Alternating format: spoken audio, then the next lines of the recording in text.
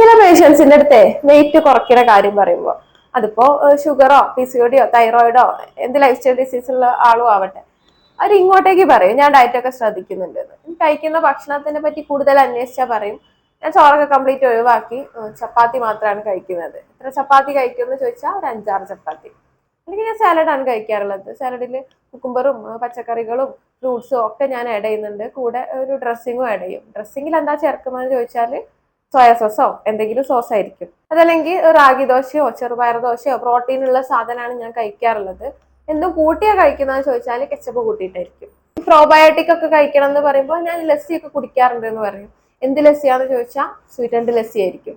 ഇനി വീട്ടിൽ നിന്ന് ഫുഡ് കഴിക്കുന്നതൊക്കെ കറക്റ്റ് ആണ്. പക്ഷെ ഞാൻ പുറത്ത് പോകുന്ന സമയത്ത് ഫ്രഞ്ച് ഫ്രൈസോ അല്ലെങ്കിൽ ഈ പറഞ്ഞ സോഡ, സ്പ്രൈറ്റ്, മിറിൻഡ അങ്ങനെ എന്തെങ്കിലും ഒരു കൂൾ ഡ്രിങ്ക് ഒക്കെ വാങ്ങി കുടിക്കാറുണ്ട്. ഈ പറഞ്ഞ കെച്ചപ്പിലും സോസിലും ഫ്രഞ്ച് ഫ്രൈസിലും കാർബണേറ്റഡ് ഡ്രിങ്ക്സിലൊക്കെ വരുന്ന ഷുഗർ ഒന്നും അവര് കൗണ്ട് ചെയ്യുന്നില്ല.